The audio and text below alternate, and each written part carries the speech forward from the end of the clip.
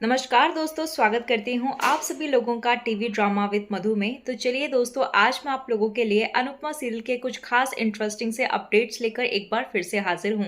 तो चलिए दोस्तों, आप लोगों को वीडियो शुरू करने से पहले सिर्फ इतना कहना चाहूंगी कि अगर आपने अभी तक वीडियो को लाइक शेयर सब्सक्राइब नहीं किया हो तो प्लीज कर लीजिएगा। और आप लोगों को आजकल के ट्विस्ट एंड टर्न्स कैसे लग रहे हैं, हमें कॉमेंट सेक्शन में अपनी राय जो है वो जरूर दीजिएगा। तो चलिए दोस्तों, शुरू करते हैं अनुपमा सीरियल के आज के अपडेट्स को और देखते हैं क्या कुछ हुआ है अनुपमा के सीरियल में। तो दोस्तों, अनुपमा की आज की कहानी में हमें दिखाया जाता है कि जानकी आंटी जो है वो बा को कहते हुए नजर आती है कि भगवान ने आपको सब कुछ दिया लेकिन मेहमानों के साथ बात करने की तमीज नहीं सिखाई। तभी वहाँ पर बा कहने लगती है कि तुम मेहमान थोड़ी ना हो, तुम तो अनुपमा के साथ काम करती हो। और तभी हम देखते हैं कि अनुपमा को जो है वो बहुत ज्यादा गुस्सा आने लगता है और वो कहने लगती है जानकी काकी से कि आप जो है वो खाना यहीं पर खा के जाएंगे, आपको मेरी कसम है। और इसके बाद यहाँ पर अनुपमा जो है वो जानकी काकी को स्टील की थाली में ही खाना परोसती हुई नजर आती है। तो बा कहने लगती है कि तुम्हें सुनाई नहीं दिया कि मैंने क्या कहा। और तभी वहाँ पर अनुपमा कहने लगती है कि अगर मेरे पास जो है वो चांदी या फिर सोने की थाली होती ना तो भी मैं उसी में परोसती, ये तो फिर भी स्टील की है। और फिर वहाँ पर अनुपमा जो है वो बोलने लगती है कि आप जानकी काकी के हाथ का खाना खा सकती हैं लेकिन इनके साथ बैठकर खाना खाने में आपको प्रॉब्लम हो रही है। तो पाकी भी बोलने लगती है कि मम्मी ये क्या तरीका है, पहले आप इस राही को घर में लेकर आए और इसके बाद इस प्रेम को और अब इस जानकी काकी को। तो तभी वो कहने लगती है कि कल अगर आपको किसी भी भिखारी को घर में लेकर आएंगी और आप बोलेंगे कि ये हमारे साथ बैठकर खाना खाएगा तो ऐसे थोड़ी ना होता है।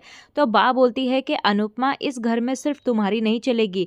तो यहाँ पर अनुपमा बोलती है कि मैं घर में अपनी चलाती ही कब हूँ, यहाँ तो वही सब कुछ होता है जो कान्हा जी चाहते हैं। और फिर हम देखते हैं कि इसके बाद यहाँ पर अनुपमा जो है वो बा को समझाती हुई नजर आती है और कहती है कि बा, जब भी हम रेस्टोरेंट या फिर बाहर कहीं भी खाना खाने के लिए जाते हैं तो हम क्या देखते हैं कि खाना कौन बना रहा है और हमारे पास वाली बेंच पर कौन बैठा हुआ है, ऐसे कुछ भी नहीं देखते हैं ना। तो आप जो है वो हमारे घर के अंदर ऐसा कैसे कर सकती हैं।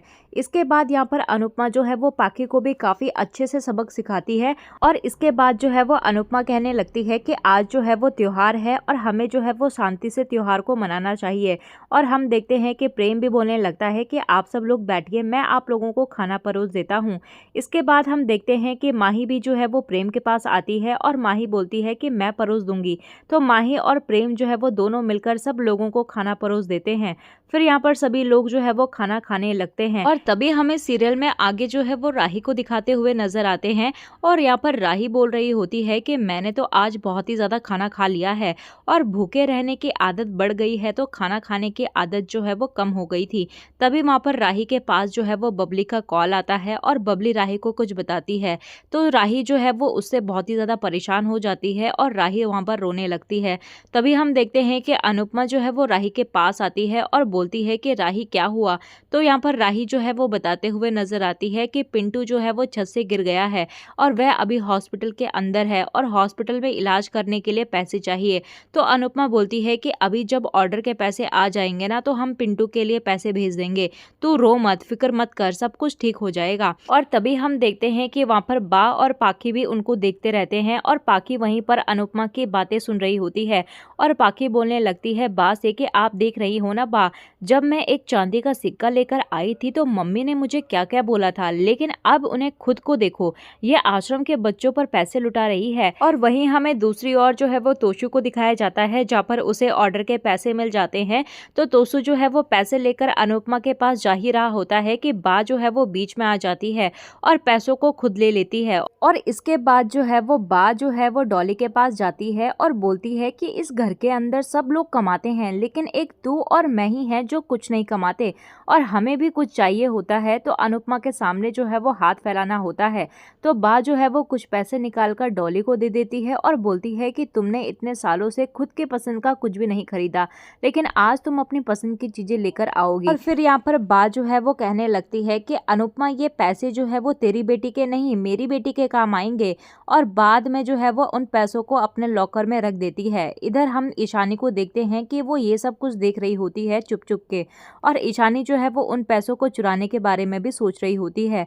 अगले सीन में हम अनुपमा को देखते हैं। अनुपमा काफी ज्यादा दुखी होती है और वह सोच रही होती है कि अभी तक पैसे नहीं आए। और वहीं हमें दूसरी ओर जो है वो राही को दिखाया जाता है, जहाँ पर वो भी बहुत ही ज्यादा परेशान नजर आती है और अनुपमा के पास आती है और कहती है कि पैसे। तो यहाँ पर अनुपमा जो है वो कहने लगती है कि अभी तक जो है वो कीर्तन भाई नहीं आए हैं और मैं जब वो आएंगे तो तुम्हें पैसे दे दूंगी। तभी वहाँ पर हम देखते हैं कि किंजल, डॉली जो है ये सब लोग शॉपिंग करके आते हैं। तो राही बोलती है कि इन लोगों की शॉपिंग के लिए तो पैसे हैं, लेकिन वहाँ एक बच्चे की जान जा रही है, उसके लिए पैसे नहीं हैं। तो राही जो है वो अनुपमा को बोलने लगती है, आपकी प्रायोरिटी जो है वो हमेशा से शाह फैमिली ही रही है और ये लोग जो है वो आपको अपनी जूती की नोक पर रखते हैं, लेकिन फिर भी आपको कुछ समझ नहीं आता। तो वहीं पर हम देखते हैं कि प्रेम भी वहीं पर ये सब बातें सुन रहा होता है। इसके बाद प्रेम जो है वो अपने दोस्त को कॉल करता है और बोलता है कि तुम द्वारिका में ही हो ना, मुझे जो है वो तुमसे कोई काम था। तो इधर हम ईशानी को देखते हैं। ईशानी जो है वो बाकी कमरे में चली जाती है और ईशानी जो है वो लॉकर को खोल देती है और जैसे ही वो पैसों को लेकर जाने के बारे में सोच रही होती है कि वहां पर राही भी आ जाती है और राही को देखते ही जो है वो ईशानी वहां पर छुप जाती है। और फिर यहाँ पर राही देखती है कि लॉकर के अंदर जो है वो पैसे पड़े हुए हैं, तो राही उन पैसों को ले लेती है। आगे हम देखते हैं कि बा जो है वो अनुपमा को बोल रही होती है कि अनुपमा, आरती का समय हो गया है, चलो हम पूजा करते हैं और आरती कर लेते हैं।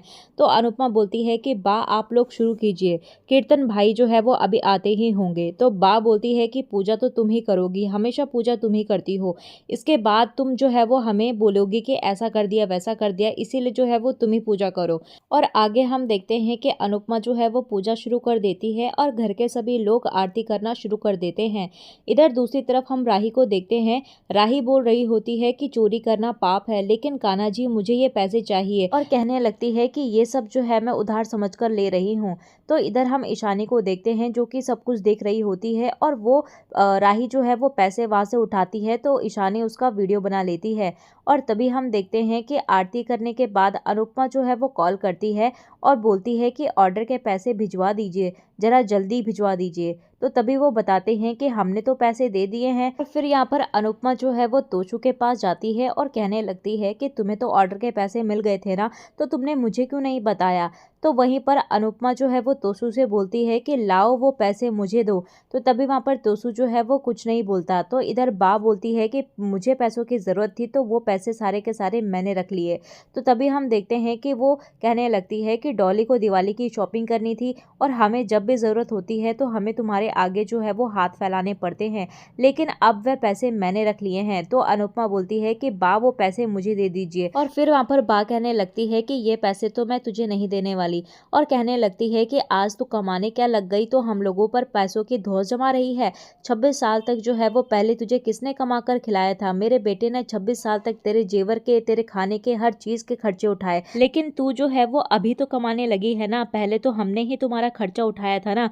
तो अनुपमा जो है वो बा को बोलती है कि बा, अगर आपको कभी भी पैसे चाहिए थे तो मैंने हमेशा आपको पैसे दिए हैं, और अगर आपको आज ही पैसे चाहिए होते तो आप मुझे बोल देती, मैं मना थोड़ी ना करती। तो बा बोलती है कि अगर तेरे पास पैसे होते ना तो तू पैसे देती ही नहीं, और तू तो उन पैसों को आश्रम में भिजवाने वाली थी ना। तो अनुपमा बोलती है कि वहाँ एक बच्चे की जिंदगी और मौत का सवाल है, उसे चोट लगी है और ये पैसे ज़रूरी है बा, मुझे वह पैसे चाहिए, मेरी राही बहुत ज़्यादा परेशान हो रही है। तो बा बोलती है कि राही, प्रेम, जानकी, बाहर वाले लोग ही तेरे हैं, तेरे लिए सबसे ज़्यादा इम्पोर्टेंट होते हैं, और घर वाले लोग तेरे लिए कुछ भी नहीं है। तो तभी वहाँ पर बा जो है वो राही को बुरा भला कहने लगती है। तो अनुपमा कहने लगती है कि बा, आपको मुझे कुछ भी बोलना है तो बोलिए, लेकिन मेरी बेटी के बारे में मैं एक शब्द भी जो है वो सुनने वाली नहीं हूँ।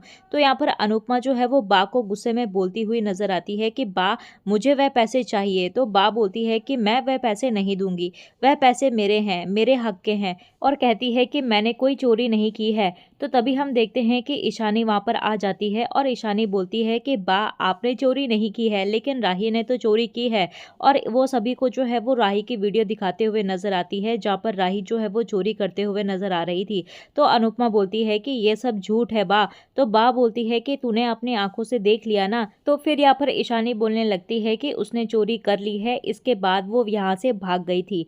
तो तोशु बोलता है कि मैं अभी पुलिस को कॉल करता हूँ। इधर हम राही को देखते हैं, वह द्वारिका जाने के लिए बस कर रही होती है। तो इसी के साथ दोस्तों आज का जो एपिसोड है वो यहीं पर खत्म हो जाता है। तो आप लोगों को आज का ये एपिसोड कैसा लगा हमें कमेंट सेक्शन में ज़रूर बताइएगा।